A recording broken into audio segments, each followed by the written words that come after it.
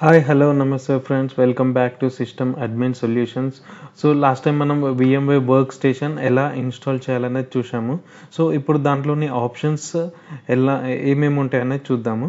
Okay, so ఇది మన console కదా. సో మనం కన్సోల్లో ఫస్ట్ చూస్తే ఫైల్ అని ఉంది కదా. ఫైల్ మీద క్లిక్ చేస్తే new virtual machine, new window. So new virtual machine అంటే కొత్త వర్చువల్ మెషిన్ క్రియేట్ చేసుకోవడానికి ఆప్షన్ ఫ్రెండ్. ఇక్కడ చూసినైతే టిపికల్ కస్టమ్ అని ఉంది కదా. సో మనం ఇలా ఆప్షన్స్ అన్ని సెలెక్ట్ చేసుకుంటూ పోతే మనకు న్యూ వర్చువల్ మెషిన్ అనేది క్రియేట్ అవుతుంది. ఓకే, సో నెక్స్ట్ వచ్చేసి న్యూ విండో అంటే మనకు ఇంకో విండో అనేది ఓపెన్ అవుతుంది ఇలా. ఓకే, సో నెక్స్ట్ వచ్చేసి ఓపెన్ అంటే ఆల్రెడీ మనకు ఎగ్జిస్టింగ్ వర్చువల్ మెషిన్ ఉంది.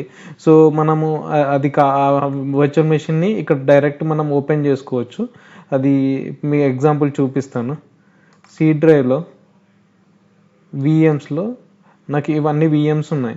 సో నాకు ఆల్రెడీ ఇది ఉంది కాబట్టి నేను రౌటర్ అని సెలెక్ట్ చేసి రౌటింగ్ సర్వర్ అని సెలెక్ట్ చేసేసి ఓపెన్ క్లిక్ చేస్తే మనకు విఎం అనేది ఇక్కడ ఓపెన్ అయిపోతుంది. ఓకే, నెక్స్ట్ వచ్చేసి స్కాన్ ఫర్ వర్చువల్ మెషిన్స్ అంటే ఈ మెషిన్లో మీకు ఏమన్నా వర్చువల్ మెషిన్స్ ఇప్పుడు ఓపెన్ చేశారు కదా, అలా కాకుండా మీరు స్కాన్ ఫర్ వర్చువల్ మెషిన్స్ అంటే మీ డెస్క్టాప్లో కానీ మీ సిస్టమ్ ఎంటైర్ మెషిన్లో ఏమన్నా వర్చువల్ మెషిన్ రిలేటెడ్ ఫైల్స్ ఏమన్నా విఎమ్స్ ఉంటే అది అవుతుంది. ఓకే, ఓపెన్ అనేది చూపిస్తుంది అనమాట ఈ వర్చువల్ మెషిన్స్ ఉన్నాయని. నెక్స్ట్ వచ్చేసి కాన్ఫిగర్ ఆటో స్టార్ట్ విఎమ్స్ అంటే మనం వర్క్ స్టేషన్ ఓపెన్ చేయగానే మనకి నా ఆల్మోస్ట్ ఇప్పుడు నా దగ్గర ఒక 6 విఎమ్స్ ఉన్నాయి. ఈ 6 విఎమ్స్లో నాకు ఎవ్రీ డే నేను వర్క్ స్టేషన్ ఓపెన్ చేయగానే నాకు మై ఐటీ ల్యాబ్స్ DC01 అనేది ఓపెన్ కావాలి. సో అది సెలెక్ట్ చేసేసి ఓకే అని క్లిక్ చేస్తే మీకు ఆటో స్టార్ట్ అనేది అవుతుంది. మనం ఓపెన్ చేయగానే system my IT labs DC01 అనేది ఆటో స్టార్ట్ అవుతుంది. ఓకే, సో నెక్స్ట్ వచ్చేసి క్లోజ్ ట్యాబ్ అంటే నార్మల్గా తెలిసిందే కదా, క్లోజ్ అయిపోతుంది. కనెక్ట్ టు సర్వర్ అంటే మనము రియల్ టైం నెట్వర్క్ ఉంటుంది కదా, VMware ESXi సర్వర్ కానీ అలాంటి ఏమైనా కనెక్ట్ కావాలంటే ఇక్కడ నుంచి కనెక్ట్ అవ్వచ్చు. మీ server name full FQDN name ఇచ్చేసి లేదంటే ESXi సర్వర్ నేమ్ ఇచ్చేసి యూజర్ నేమ్ పాస్వర్డ్ ఇస్తే క్లిక్ ఆన్ కనెక్ట్ ఇచ్చేస్తే మనకు కనెక్ట్ అనేది అయిపోతుంది. ఓకే, నెక్స్ట్ వచ్చేసి ఎడిట్లో మీరు చూసినట్టయితే మనకు కాపీ కట్ పేస్ట్ అని ఉన్నాయి కదా, అవి డిజేబుల్ ఉన్నాయి. సో అంటే మనము ఏదన్నా కాపీ పేస్ట్ చేసినప్పుడు అది యూజ్ అవుతుంది. సో నెక్స్ట్ వచ్చేసి virtual network adapter. Okay, virtual network adapter అనేది మనకు చూపిస్తాను. సో ఇది చూసినట్టయితే మీకు నెట్వర్క్ అడాప్టర్ సెట్టింగ్స్ ఇది చాలా ఇంపార్టెంట్ ఫ్రెండ్స్. సో మీకు చూసినట్టయితే మీకు VMnet1 VMnet8 అని ఉంది కదా, ఇక్కడ చేంజ్ సెట్టింగ్స్ క్లిక్ చేస్తాను. చేంజ్ సెట్టింగ్స్ క్లిక్ చేస్తే మనకు మళ్ళీ ఈ విధంగా ఓపెన్ అవుతుంది. VMnet0 VMnet1 and VMnet8. Okay, VMnet0 అనేది చూసినట్టయితే మీకు టైప్ ఉన్నది చూడండి, మనకు 3 టైప్స్ ఉంటాయి. ఒకటి bridged, host and not. Okay, host only and not అనేది ఉంటుంది. ఓకే, VMnet01 ఓకే, అదేంది బ్రిడ్జ్డ్ కనెక్షన్ అంటే మన లోకల్ నెట్వర్క్ నుంచి అదే కనెక్షన్ ఒక స్విచ్ ద్వారా ఇంటర్నల్గా ఒక వర్చువల్ స్విచ్ ద్వారా కనెక్టివిటీ అనేది ఉంటుంది. ఓకే, నెక్స్ట్ వచ్చేసి VMnet1 అంటే హోస్ట్ ఓన్లీ నెట్వర్క్ అంటే with in the work station. So ఇప్పుడు మీరు చూసినట్లయితే ఇక్కడ మనకి ఆల్మోస్ట్ 6 వర్చువల్ మెషిన్స్ ఉన్నాయి కదా. సో 6 VMs మాత్రమే కనెక్ట్ అవుతాయి, ఇది ఎక్స్టర్నల్కి కనెక్ట్ అవ్వదు. సో మీరు ఎక్స్టర్నల్కి కనెక్ట్ అవ్వాలనుకుంటే you can use NAT or bridged connection. Okay, so host only network ఏంటంటే మనము ఈ సిస్టమ్ని బయట నెట్వర్క్కి కనెక్ట్ కాకుండా అంటే మీకు ఇంటర్నెట్ యాక్సెస్ అనేది ఉండదు. Okay, basic simple funder. Okay, next వచ్చేసి VMnet8. ఓకే, VMnet8 చూసినట్టయితే మీకు లోకల్ అడ్రస్ నుంచి ఒకటి IP అనేది వస్తుంది. ఇక్కడ మీరు చూసినట్టయితే నాట్ అనేది shared host IP address with VMs అంటే మీకు ఈ మీ సిస్టమ్కి ఒక IP అడ్రస్ వస్తుంది కదా, దాని నుంచి మళ్ళీ మనకి ఇంకొక IP అడ్రస్ అనేది DHCP త్రూ జనరేట్ అవుతుంది అనమాట. Use local DHCP service to distribute IP address to VMs. Okay, so నేను ఆ ఆప్షన్స్ అన్నీ తీసేసాను ఎందుకంటే నా రిక్వైర్మెంట్ బేస్ చేసుకొని నేను కస్టమైజేషన్ చేసుకున్నాను.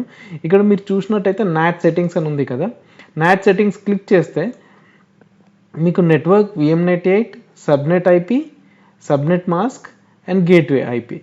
సో మీరు ఇది కావాలంటే ఇది చేంజ్ చేసుకోవచ్చు. ఇది నేను ఇప్పుడు 1 ఉంది కదా, కావాలంటే నేను 2 కూడా పెట్టుకోవచ్చు, లేదంటే మీ డిజైర్డ్ IP అడ్రస్ గేట్వే లాగా పెట్టుకోవచ్చు. సో అది only with in IP table లోపే ఉండాలి. మనం IP సెగ్మెంట్ ఏదైతే సెలెక్ట్ చేసుకుంటామో దాంట్లో మాత్రమే ఉండాలి.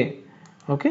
నెక్స్ట్ వచ్చేసి ఇక్కడ మీరు చూసినట్టయితే subnet IP. So subnet IP అంటే మనం ఏ ఐపీ అడ్రస్ నుంచి స్టార్ట్ అవ్వాలనుకున్నాం, సబ్నెట్ మాస్క్ ఏంటిది అనేది ఇస్తే మనము ఆ ఐపీ రేంజ్ మాత్రమే మనకు ఐపీ అడ్రస్ అనేది చూపిస్తుంది. ఇక్కడ చూసినట్టయితే మీకు నేను విఎంనెట్ 1లో 192.168.2.0 తీసుకున్నాను, విఎంనెట్ 8లో 192.168.1.0 అని తీసుకున్నాను. ఓకే. సో ఇది మీరు కాన్ఫిగరేషన్ చేసుకునేటప్పుడు చాలా జాగ్రత్తగా చేసుకోవాలి. సో ఇన్ కేస్ మీరు ఏదైనా ఎక్కడన్నా పొరపాటు చేశారు, మీకు అర్థం అవ్వలేదు అంటే జస్ట్ రీస్టోర్ డిఫాల్ట్స్ అని క్లిక్ చేశాను అనుకోండి, మళ్ళీ మీకు నార్మల్గా యథావిధిగా వస్తుంది అనమాట. మరి బై డిఫాల్ట్గా ఏదైతే మీరు ఇన్స్టాల్ చేసినప్పుడు వచ్చిందో అలా వస్తుంది అనమాట. ఓకే.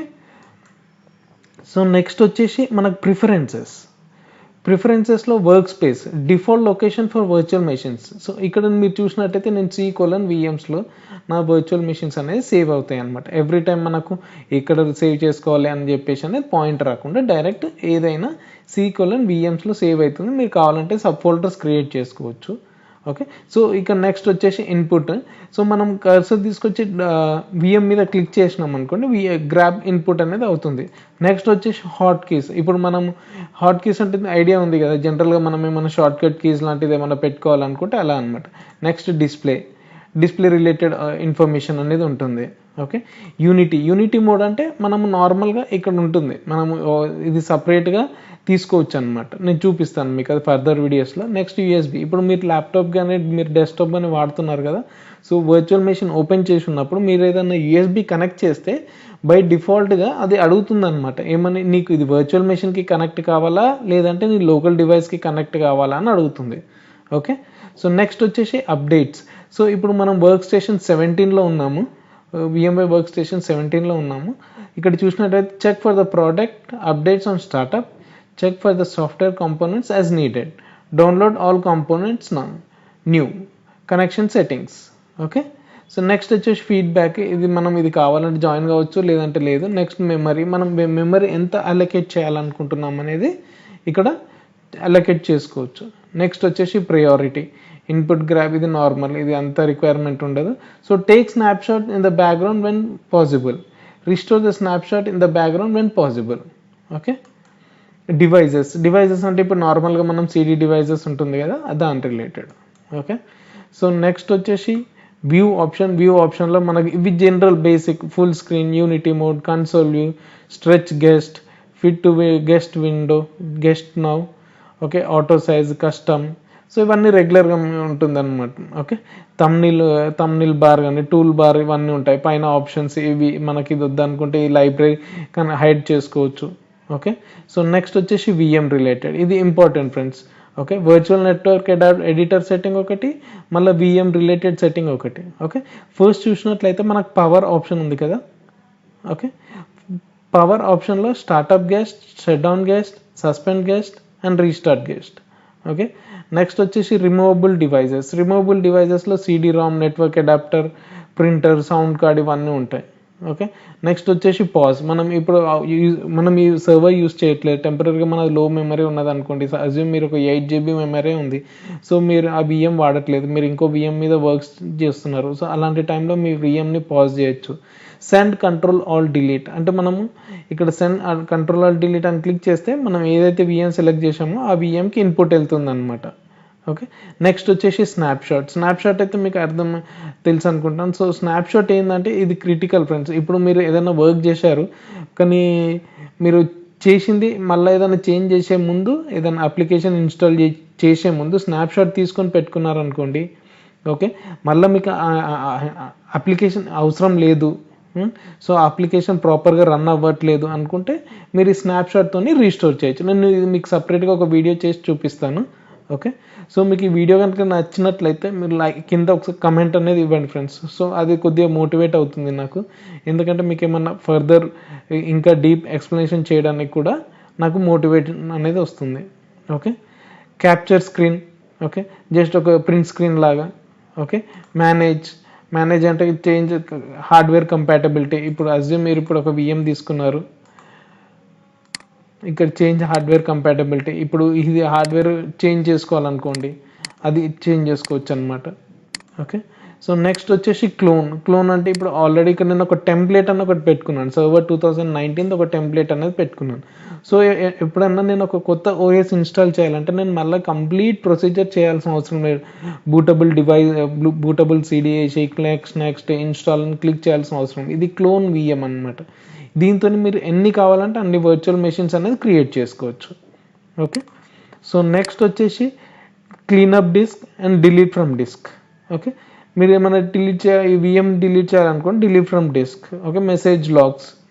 నెక్స్ట్ వచ్చేసి ట్యాబ్స్. ఇది జనరల్గా ఇప్పుడు మీరు ఒక విఎం నుంచి ఇంకో విఎంకి మూవ్ అవ్వాలనుకుంటే మీరు జస్ట్ జనరల్గా కంట్రోల్ ట్యాబ్ అన్న లేవచ్చు, కంట్రోల్ షిఫ్ట్ ప్రీవియస్ ట్యాబ్ అని ఇవ్వచ్చు.